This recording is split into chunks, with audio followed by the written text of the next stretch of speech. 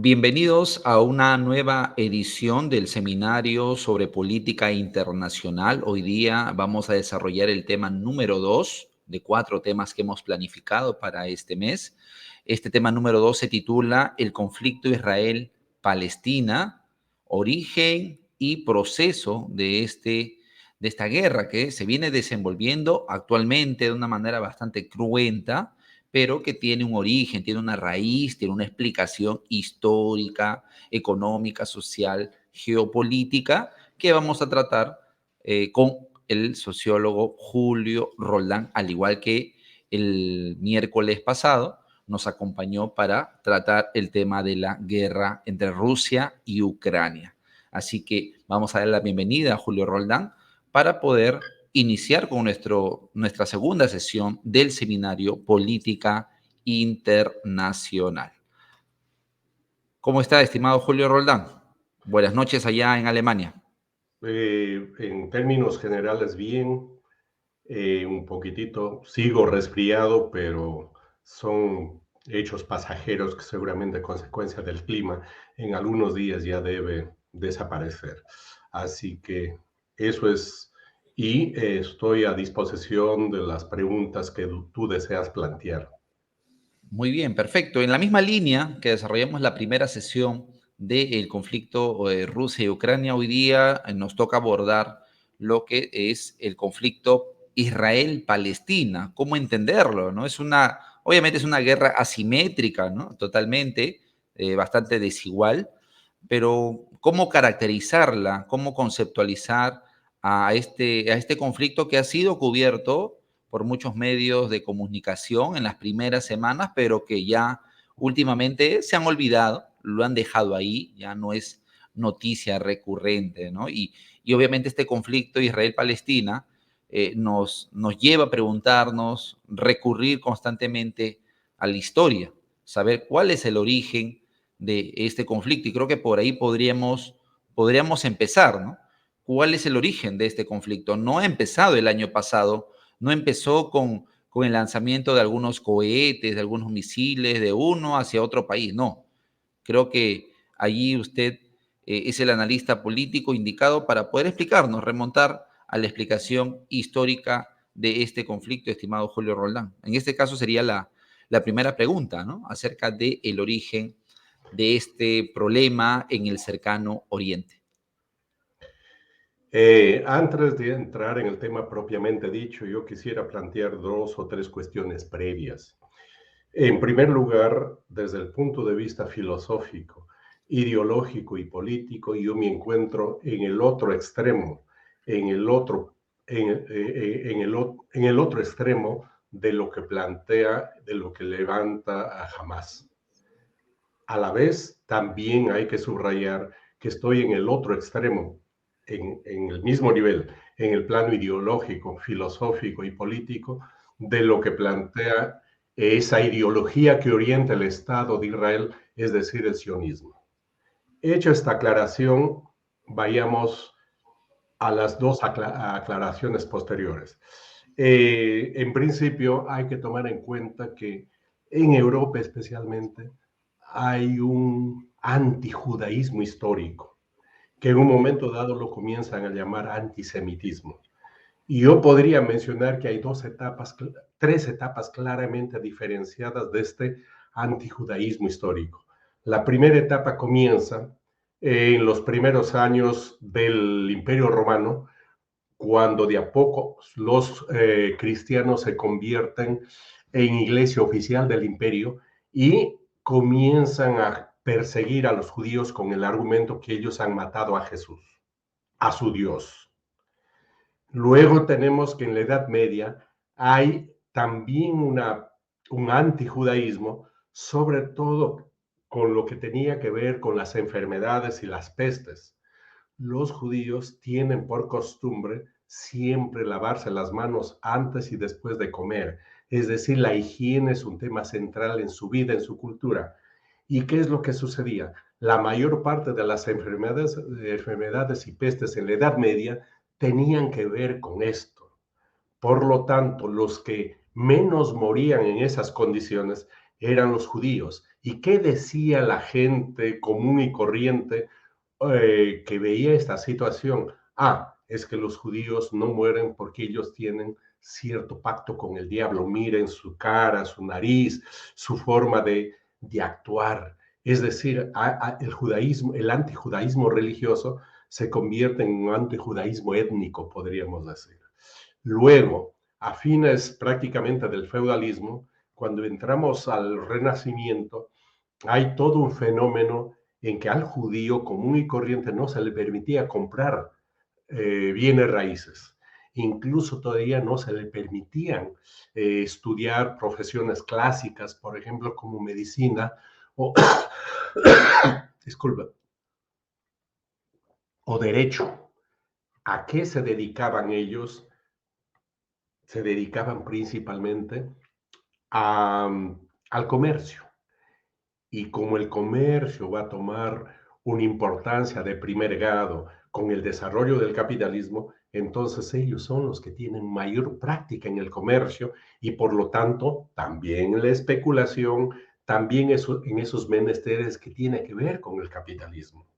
Es por eso que 100, 200 años después aparecen gente ligada a la banca, ligada al gran comercio, ligado o vinculado con el judaísmo, con los judíos. No es porque ellos por naturaleza sean comerciantes o capitalistas o grandes banqueros, sino que es las condiciones históricas, económicas, hasta ideológicas del momento les permiten desarrollarse. Y no nos olvidemos que antes de ser judíos son capitalistas. Un inglés, un alemán, un chino, antes de ser chino, inglés o alemán, es capitalista, porque el capitalismo, el capital no tiene fronteras. Eso hay que entender. En segundo lugar, podrán ser de tal o cual, o reclamarse de tal o cual cultura, o de tal o cual color de la piel, pero el capital no tiene bandera, no tiene fronteras, no tiene color. Ellos se desarrollan al margen de tus creencias o no. Entonces, tenemos esos tres momentos de desarrollo capitalista del antijudaísmo en el mundo. Es por eso que en la última etapa mucho se vincula y hasta hoy se cree que son los judíos quienes controlan el mundo. Porque es cierto, hay algunos judíos que tienen o que se reclaman del judaísmo que tienen bancos. Hochmill, por ejemplo. En alguna forma los Morgan, pero así como ellos hay cientos de ingleses o franceses o norteamericanos que tienen bancos y no por eso vamos a decir que es la conjura de ellos para controlar el mundo. Entonces, hecha esa aclaración, pasemos a la segunda. En Europa, desde el tiempo del Imperio Romano, hubieron dos grupos de gentes que se reclamaban judíos. Unos se asentaron en la zona de hoy Alemania, Austria, y los otros se asentaron en el sur del continente, especialmente en España y en Andalucía. Los del norte son llamados los Ashkenazis. ¿Qué significa Ashkenaz? Es germano, es una palabra hebrea que quiere decir germano. Y los que se asentaron en el sur de la península ibérica, concretamente en Andalucía, en España, se les conoció con el nombre de los sefarditas, de los sefardí, los sefarditas. Estas son las dos corrientes grandes que existieron al interior del judaísmo en Europa desde los tiempos del Imperio Romano hasta 100 años atrás. Avancemos un poco más.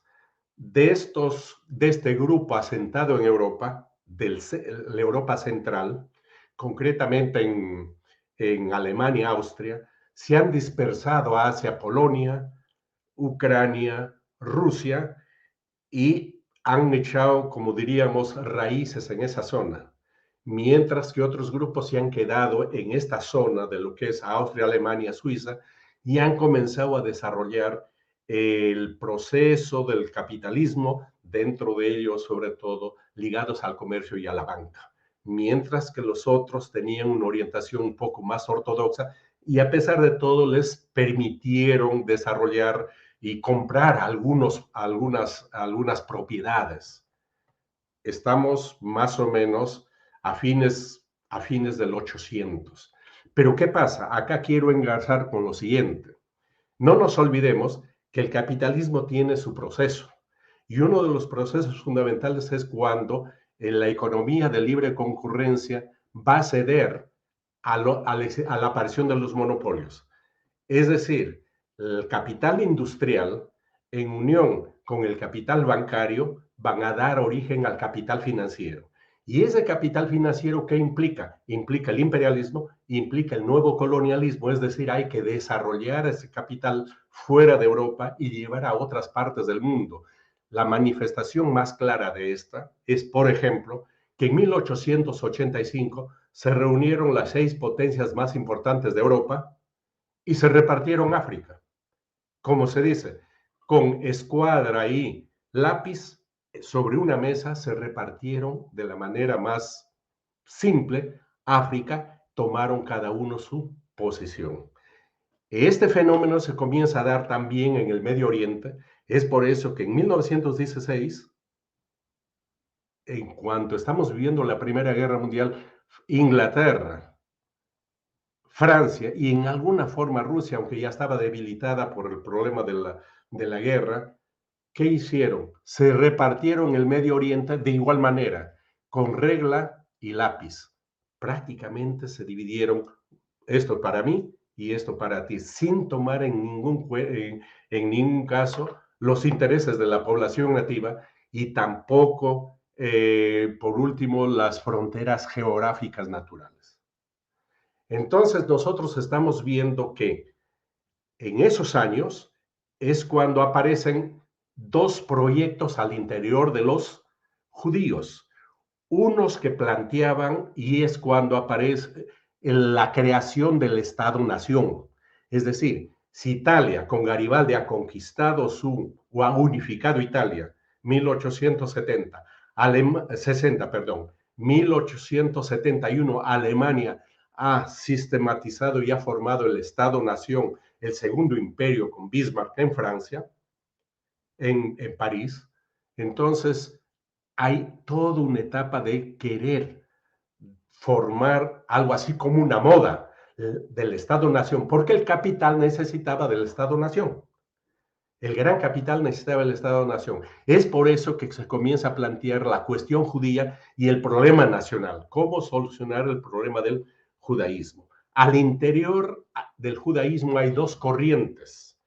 La corriente asentada en Europa Central, acá en Alemania, Suiza y Austria, que dan origen a lo que posteriormente se va a conocer con el nombre del sionismo. Pero en la zona de Rusia,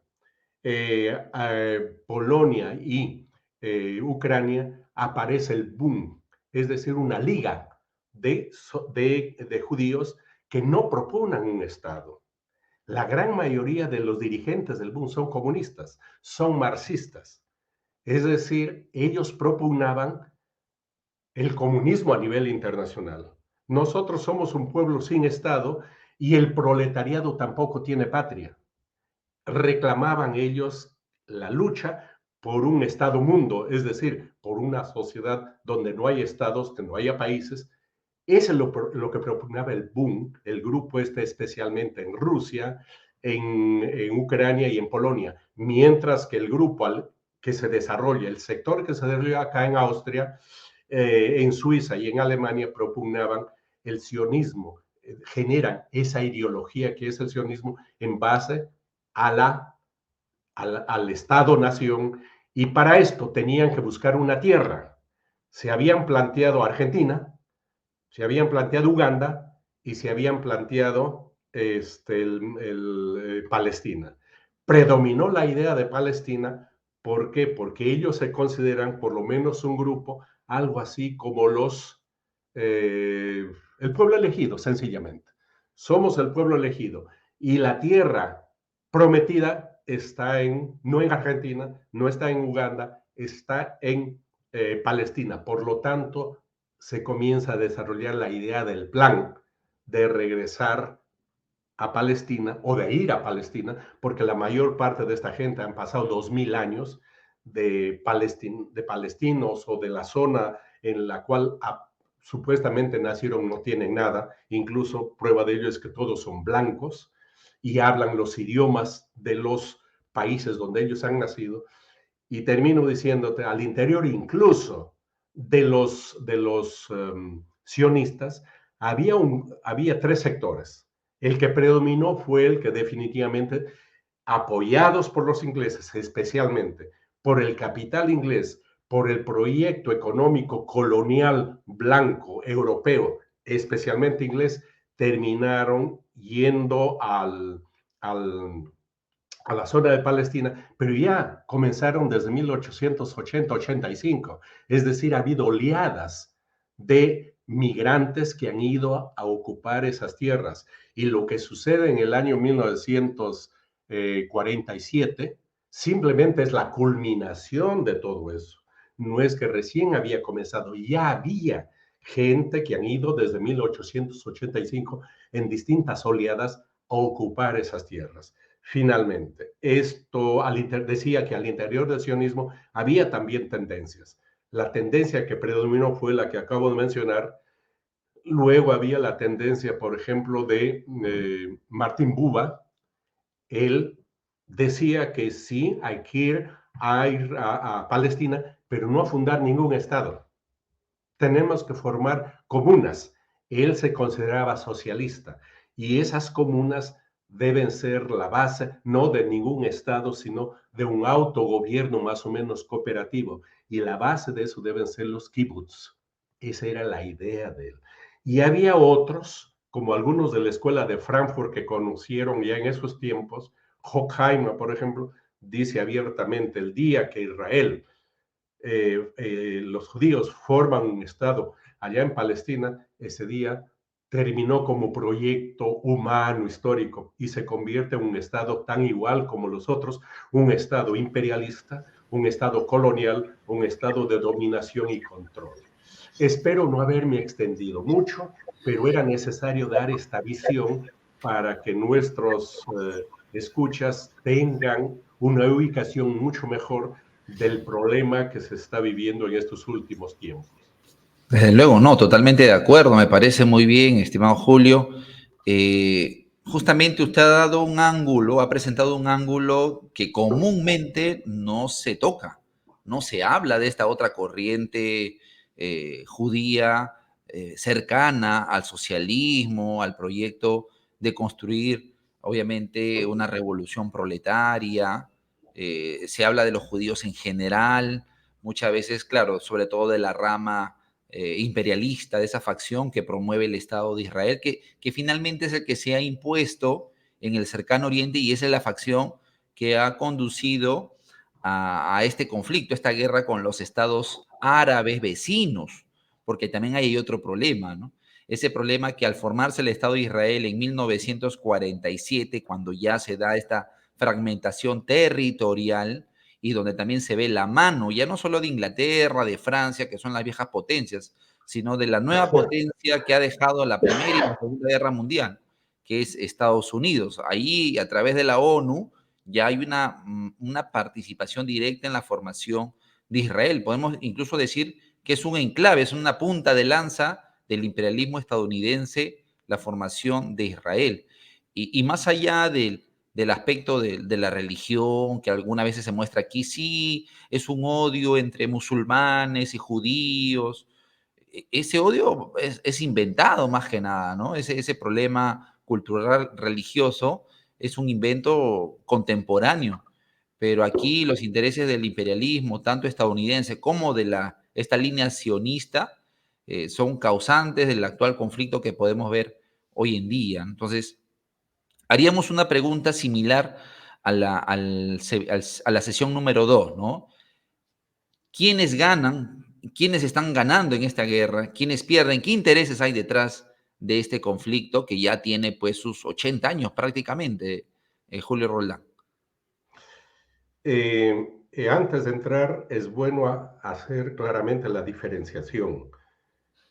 Cuando nosotros nos oponemos al sionismo, nos oponemos porque es una ideología nacionalista que en muchos aspectos linda con el fascismo, o es una versión del fascismo. Tengamos presente eso. Distinto es oponerse o ser antijudío o antisemita. No, bajo ningún punto, porque eso sería ser racista. Lo que pasa es que en el mundo los medios de comunicación e Israel, los mismos norteamericanos, tratan por todos los medios de vincular como que judaísmo es sinónimo de sionismo. Entonces, si tú dices estoy en contra de la política del Estado sionista de Israel, eres antijudío, eres antisemita. No, hay que dejar claramente marcado esa diferencia.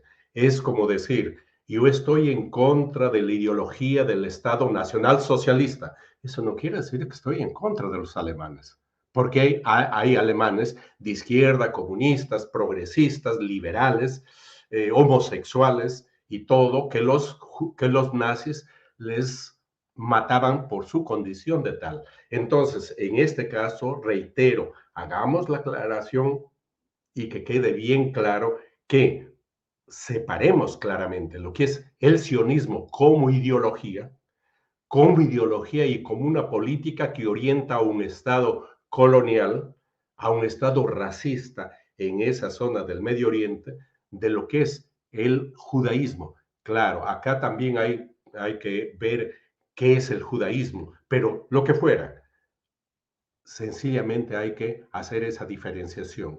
¿Por qué? Porque hay miles, cientos y miles de gente que se reclama culturalmente o religiosamente judía que está en contra del sionismo, que está en contra del Estado de Israel, incluso internamente en Israel. Se consideran ellos israelitas, viven en Israel, pero están en contra del sionismo, están en contra del gobierno o la ideología que orienta ese Estado. Y con mayor razón, otros individuos, personajes en el mundo que, reclamándose judío, están en contra del sionismo, están en contra del Estado de Israel. Hecha esa aclaración, tendríamos que entender lo siguiente. Hay que ver que el punto ese donde está enclavado Israel, ese enclave, es muy importante para controlar dos continentes. Y a la vez es el punto que une al mar Mediterráneo. Entonces, esta es una zona de paso, de tránsito, que tiene que ver con el movimiento de las mercancías del capital de oriente a occidente o de una zona a otra. Es una zona clave, importante desde el punto de vista geopolítico.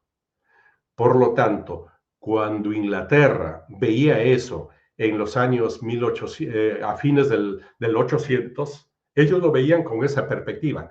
Tener un enclave, tener control de esa zona, se tiene el control de todo el Medio Oriente y sirve como un estado tapón para el movimiento que tiene que ver sobre todo con la zona, por ejemplo, con el Mar Rojo, con la zona que colinda entre Irán y, y, y Arabia Saudita. Es decir, esa es una zona clave desde el punto de vista geopolítico. Por lo tanto, no se puede permitir a alguien que quiere dominar el mundo, tiene que tener una base en esa zona. Los ingleses lo vieron. El gran problema que tuvieron los ingleses es que después de la Segunda Guerra Mundial salieron algo más maltrechos. No pudieron mantener y desarrollar su proyecto. Y ese proyecto prácticamente fue heredado, fue desarrollado, fue controlado por los norteamericanos. Es por eso que Estados Unidos especialmente nunca va a permitir, mientras ellos sean una gran potencia mundial, nunca van a permitir que Israel sea cuestionado. Desde el punto de vista geopolítico, desde el punto de vista económico, tiene que ver con el movimiento del petróleo en la zona y tiene que ver también con el movimiento de armas, por la importancia que tiene geopolíticamente el movimiento de las armas. Y nosotros sabemos que una de las industrias que más vende y que más gana en el mundo es la industria armamentística.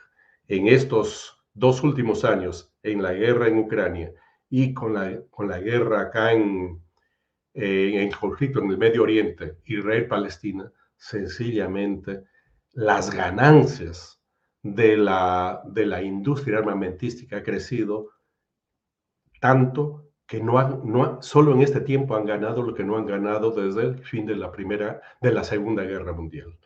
Entonces, ahí hay intereses muy grandes que tienen que ver no solo en la zona, tiene que ver con un problema geopolítico mucho más amplio. Como ya dijimos la vez pasada, hay que entender también este fenómeno dentro del movimiento donde está Irán. E Irán es parte del BRICS, donde posiblemente después tengan que participar otras naciones, y tiene que ver con Rusia y tiene que ver con China. Eso lo veremos posteriormente. Es decir, estos conflictos aparentemente regionales, pequeños, tienen que ver con el fenómeno grande, general, que es el marco general del enfrentamiento entre China y Estados Unidos. Y aquí habría que ver concretamente en esta zona el rol de Irán, que es un rol bastante grande, pero que podría desencadenar en un conflicto de dimensiones en la zona. Y ese es el gran problema que en este momento están afrontando. Muy bien. Eso me lleva a preguntarle, dentro de este juego de intereses capitalistas, geopolíticos, ¿cuál es el rol de Hamas? ¿Qué promueve Hamas? Es importante también saber, ya nos explicó los intereses de Israel, del imperialismo occidental, pero ¿qué rol juega Hamas? ¿Es un organismo acá? Llega la noticia, la versión de que Hamas es una organización terrorista. ¿Cómo es entendida en Europa? También lo califican, está en la lista negra de la Unión Europea como un grupo terrorista. ¿Cuál es la visión de los árabes y de los palestinos? ¿Qué significa Hamas para ellos y para el mundo? En general, desde mi punto de vista, Hamas es un movimiento de liberación nacional, porque tenemos que entender que Gaza es una cárcel gigante. Como alguien dijo, Gaza es una cárcel e Israel tiene la llave.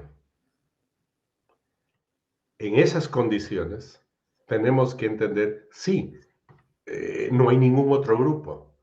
Ahora, que no estemos, otra cosa es que estemos de acuerdo con su filosofía, ya dije, con su ideología, con su política, pero eso no niega que sea un movimiento de liberación nacional.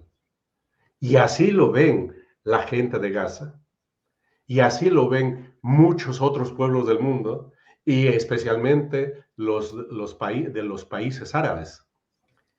Es por ello que en Europa, definitivamente, lo que mejor se diría Occidente, de lo que se llama Occidente, desde México, desde Estados Unidos y Europa, se le tipificaba, se le hablaba de movimiento terrorista, porque cuando pasan las noticias, primero se pone los terroristas de Hamas, pero últimamente ha cambiado la terminología. Dicen el grupo Hamas. Ya está cambiando esa tipificación, porque definitivamente que utilicen métodos con el cual no estamos de acuerdo, por supuesto, no vamos a estar de acuerdo que hayan matado a 1,200 personas bajo ningún punto, que utilicen, pero son métodos militares que apuntan a hechos de carácter político. Es decir, es una organización de liberación nacional, una organización política que utiliza esos métodos para conseguir la liberación. Ahora, que estemos de acuerdo o no con la ideología es otra cosa, la filosofía otra cosa, ya lo aclaré. Entonces, en el mundo árabe es visto con muy buenos ojos. Y no solo en el mundo árabe, prácticamente en esta guerra, que es una guerra total, porque es una guerra económica, una guerra social, y muy importante, es una guerra mediática. Prácticamente hasta hace un tiempo, Israel tenía, con sus aliados, tenían el control de los medios de comunicación. Y al tener el control de los medios de comunicación masivos, oficiales, legales, ellos imponían la línea de orientación. Pero ¿qué es lo que pasa? Notamos nosotros que eso ha cambiado. Y eso ha cambiado por algunas razones, particularmente en Alemania, que es un país sensible a este fenómeno, por lo de la Segunda Guerra Mundial o algo por el que siempre reclaman, es bastante sensible. Y se ha podido notar que la guerra mediática, incluso en Alemania, Israel y sus aliados lo han perdido. ¿Y por qué han perdido esta guerra mediática? Sencillamente me parece, en general, pero especialmente en Alemania, por 4 o 5 razones. Una de las razones es que Alemania siempre ha levantado en su población ese complejo de culpa. Nosotros somos los culpables del holocausto, nosotros hicimos eso con los judíos, por lo tanto hoy tenemos ese profundo complejo de culpa y tenemos que prácticamente dejar las manos sueltas a Israel para que haga con quienes lo atacan en otras palabras, lo que nosotros hemos hecho con ellos. Es decir, han trabajado ideológicamente, psicológicamente, en el sentimiento de la población alemana esa idea del complejo de culpa. Pero ¿qué pasa? Las generaciones van cambiando y hay generaciones las últimas 2 generaciones dicen, no, mi abuelo, mi bisabuelo hicieron eso y nosotros no tenemos nada que ver en eso. Ese es un punto. En segundo lugar, hay muchas parejas mixtas, o padres alemanes o madres alemanas, y los hijos que nacen acá, que son alemanes, ya no tienen ese complejo, porque dicen, bueno, pues yo soy un poco alemán y un poco argentino, o un poco africano, y ya no lo afecta, ya no llega esa carga ideológica, psicológica, ese sentimiento que tratan de meter. En tercer lugar, hay muchas familias que son extranjeros, viven legal oficialmente en Alemania, tienen sus hijos en Alemania legalmente y culturalmente son alemanes, pero no se identifican con que no son blancos, rubios, de ojos celestes, no tienen apellido típico alemán, por lo tanto toman distancia también de este país. Esa propaganda no cala en ellos. Y por último, juega un papel muy importante esto, los medios alternativos, porque hasta hace un tiempo, digamos 10 años, y esto ha sucedido en todo el mundo, se nota en Perú y en todo el mundo, la orientación que tenía una sola fuente y orientaba la propaganda a la población en una dirección, eso ha cambiado porque con los medios alternativos hay la opción de ver o escuchar otras noticias, otra información. Y la gente ha despertado en eso ya un poco, como que cruza la información y dice, ajá, esta es la orientación de ellos, pero aquí hay otra información. Entonces cruzan y sacan sus conclusiones, por lo tanto, los estados en el mundo han perdido el monopolio de la información. Se demuestra en el caso de Rusia y especialmente en el caso del conflicto Israel y Palestina. Correcto, correcto, Julio. Llegando ya a la situación actual, ¿cómo se ve? Ustedes están más cerca geopolíticamente, geográficamente, con la zona de conflicto. Como le digo aquí, los medios lo han cubierto, las primeras semanas lo han cubierto, pero ya luego lo han dejado pasar. Entonces, en el imaginario colectivo, en el imaginario social, para ellos, para el ciudadano, el día a día, la guerra como que, bueno, si ya no están las noticias es porque ya acabó, ¿no? Ese es el razonamiento de muchos. Si ya no salen las noticias es porque ya culminó, ya terminó. Pero sabemos muy bien que el conflicto sigue. Y cómo interpretarla, cómo caracterizarla es muy importante. A veces a mí me cuesta decirle guerra porque sería equipararlo, ¿no? Sería ponerlos de igual a igual. Normalmente empleo el concepto, la definición de invasión o una guerra de agresión de Israel a Palestina o una resistencia de los palestinos, de Gaza sobre todo, frente a la invasión de Israel. ¿Cómo lo conceptualiza usted? ¿Cómo lo caracteriza en la situación actual? O sea, hablando del 2023, de este conflicto que volvió a empezar, ¿no? El año pasado, hace unos meses, a hoy, a la fecha de hoy en día. Sí, con rigor tal vez se puede utilizar alguna de esas definiciones menos de guerra, porque si se trataría de ser rigurosos, guerra se deduce que es entre dos estados con dos fuerzas armadas, con dos reconocimientos internacionales, que en este caso no se ha dado. Es un grupo guerrillero, se podría decir, que está en una etapa de enfrentamiento por la liberación de resistencia a una invasión, por un lado. Lógicamente, en los medios de comunicación la información ha bajado, pero lo que se sabe es que el Estado de Israel, a través de sus Fuerzas Armadas, sigue controlando y ahora ya no solo el norte de Gaza, porque lo que hicieron es sacar, bueno, obligar a la gente de Gaza a salir al sur, que no les iban a matar, que vayan al sur, y luego, semanas después, entran por el sur. En concreto, de lo que se trata desde mi punto de vista es, a la larga, que dejar tierra baldía, dejar tierra deshabitada en esa zona, a dónde les van a llevar, hasta hoy no se sabe a dónde, y luego repoblarlo con los colonos, como lo vienen haciendo en otras zonas. Eso podría ser a mediano y a largo plazo. Esa es la situación interna. Dos, hay otro problema internamente en mismo Israel.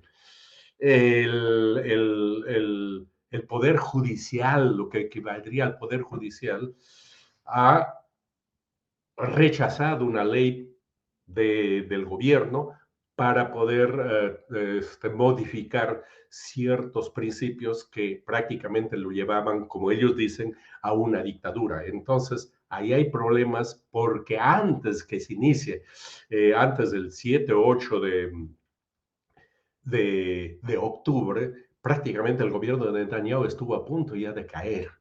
Y ahora están pidiendo, en cuanto la guerra se apacigüe, ellos saben que no va a terminar, inmediatamente vuelvan sobre el tema y están pidiendo elecciones. Eso es en el plano interno.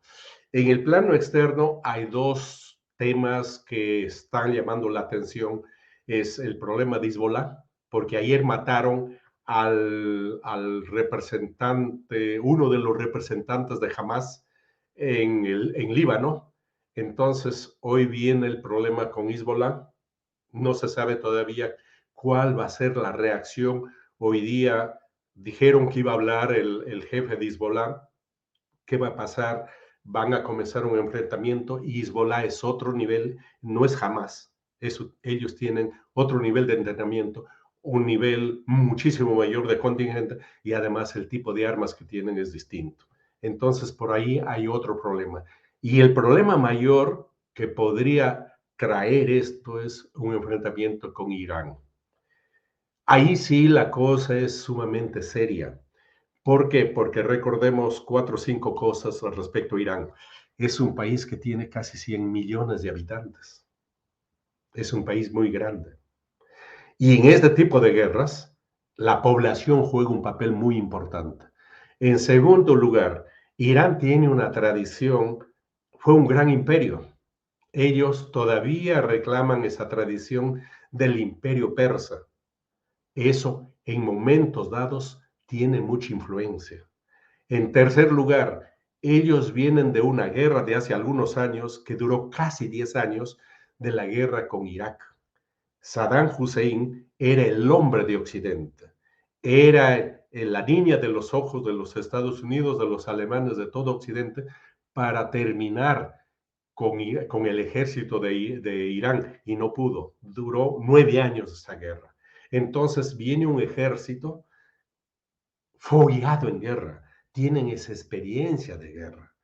En cuarto lugar, en general, bueno, por esas cosas de la vida yo he tenido oportunidad de estar en Irán y se sabe perfectamente que es un pueblo relativamente ilustrado. Yo no sé si culto, pero en general es un pueblo bastante ilustrado. Además, hay otro hecho, está ubicado en una zona muy importante que tiene que ver con el petróleo. y está en buenas migas, en buenas amistades con Saudi Arabia, porque prácticamente hoy son parte del BRICS. No nos olvidemos esto, que son parte del BRICS y al chocar con Irán van a chocar con Rusia y van a chocar con China. Y por último, si no lo tienen, están a punto de conseguir la bomba atómica.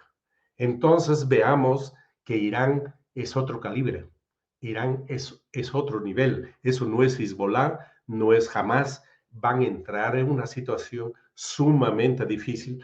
Si los norteamericanos no pudieron con los talibanes, después de 20 años fueron expulsados, no han podido en Irak, menos van a poder con Irán, porque además Irán no está solo.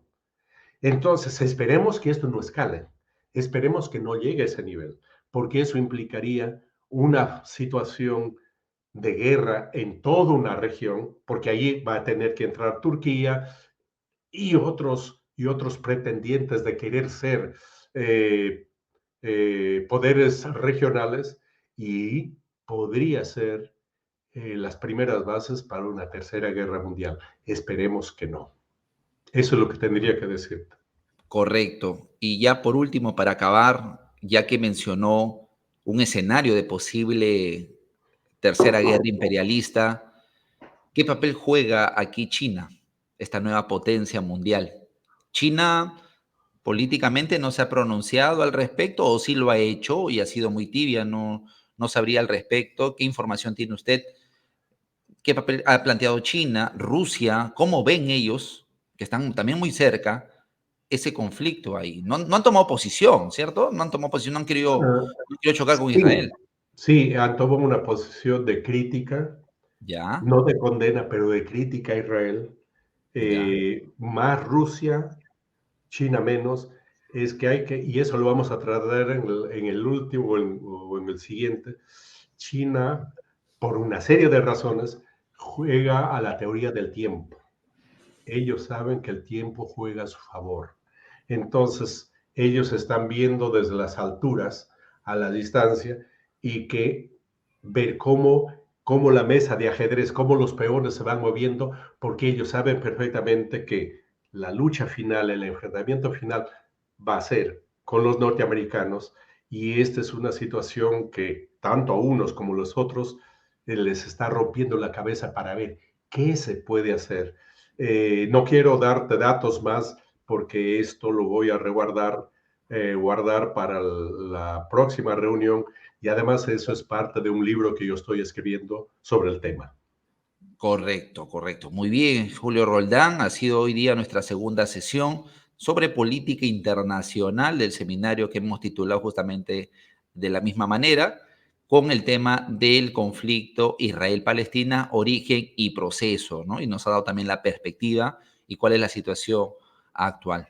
Le agradezco, estimado Julio, por el tiempo, nuevamente hoy día cumpliendo con nosotros miércoles, hoy día ya 3 de enero del 2024, y nos veríamos el día, también bueno, la próxima semana igual, el próximo miércoles, en este caso 10 de enero, para continuar con nuestra tercera sesión sobre justamente el conflicto actual entre China y Estados Unidos. Estamos en una situación de bipolaridad, multipolaridad, cómo se plantea hoy en día el escenario mundial. Julio Roldán, ¿algunas Ok, palabras finales? gracias, hasta la próxima semana. Correcto, muy bien. Ha sido Julio Roldán, nos ha acompañado hoy día con nuestra tercera sesión del seminario. Así que invitamos a escuchar, a comentar, a preguntar, tal vez a cuestionar algunas cuestiones que no les parezca y estar atentos con el próximo tema sobre la guerra comercial, la bipolaridad o la multipolaridad, según el análisis que haya, ¿no? Depende de mucho de la posición política que tengan al realizar este análisis sobre lo que pasa actualmente a nivel mundial. Pues bien, ha sido todo por hoy. Nos vemos la próxima sesión por Zona Liberada. Hasta luego.